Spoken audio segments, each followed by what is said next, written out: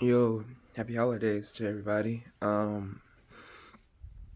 Hopefully, first of all, hope you don't mind this bump, but um, I felt on my spirit when I was reading the Bible. It was it was First Peter 3, and I felt on my spirit. I forgot the number, like the chapter. I meant the number, but when I was reading First Peter 3, you'll probably already know this, but it was saying something um about hope, and you have to give an answer to those people who ask you, like, what is your hope? Like, do you have hope? Or that's what Paul was talking about in that chapter. And as I read that chapter, I felt connected, mm, because, like,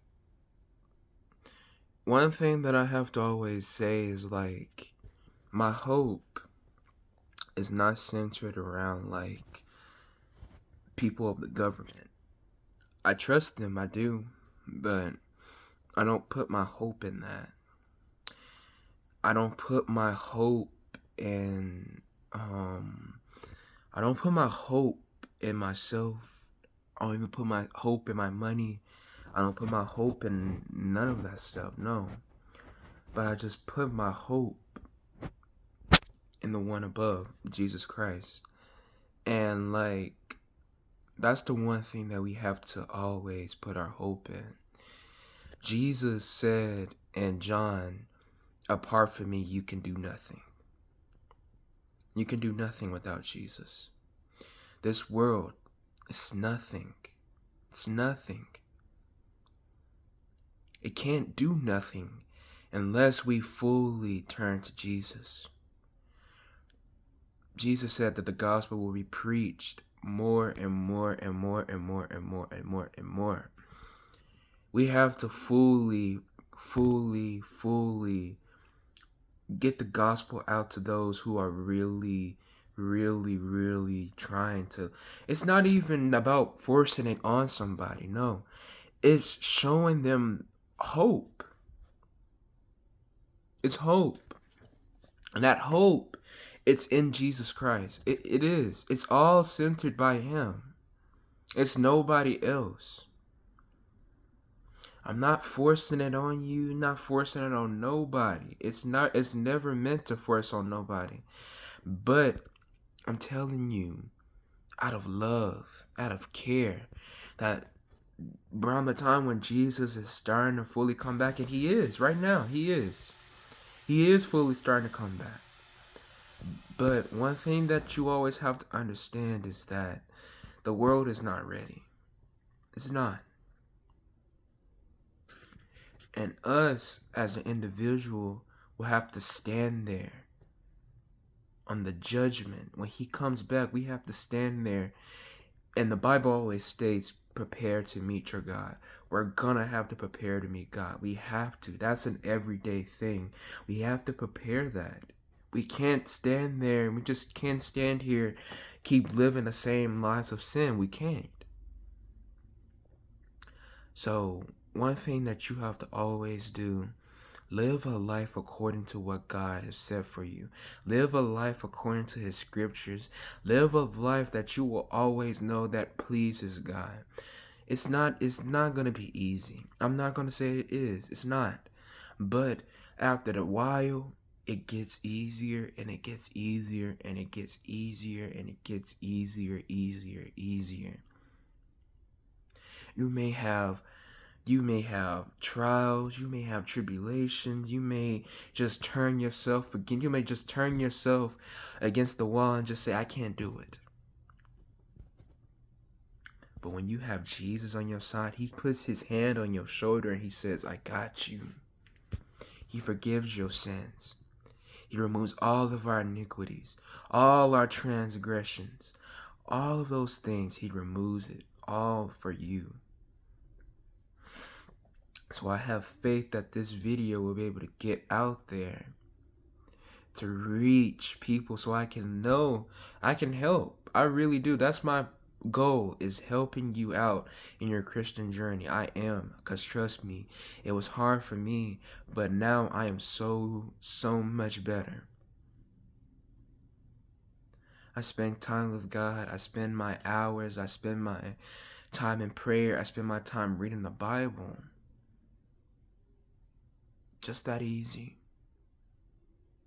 Put that hope, put your faith in the trust, not in your money, not in yourself, not in the people of the government, not in the people of that other stuff, but put your trust in Jesus.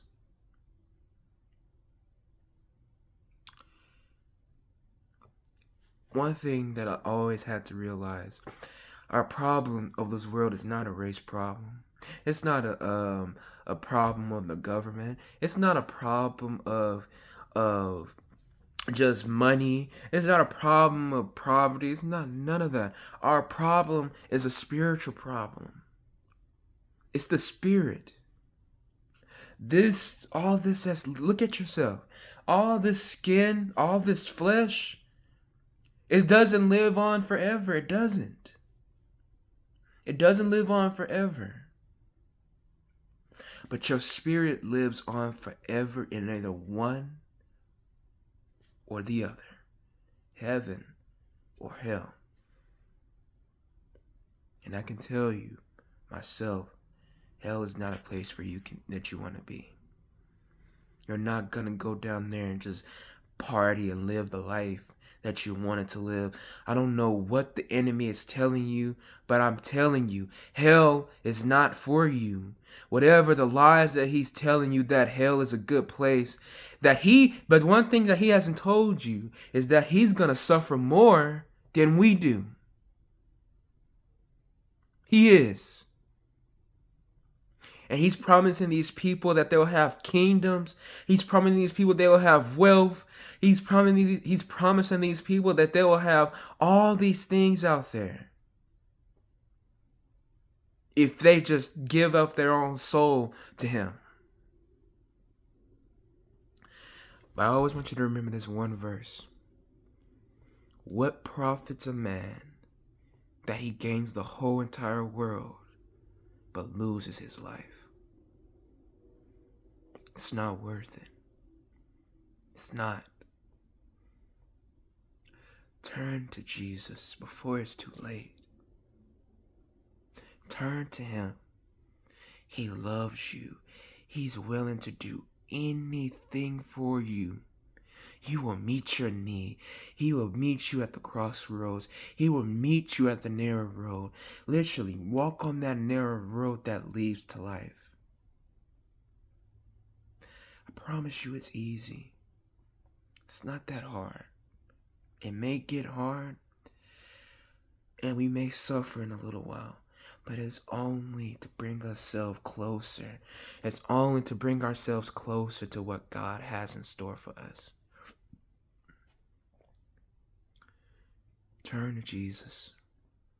Have that hope in your heart, and in your mind, and in your spirit. And let's race towards Jesus, not stopping.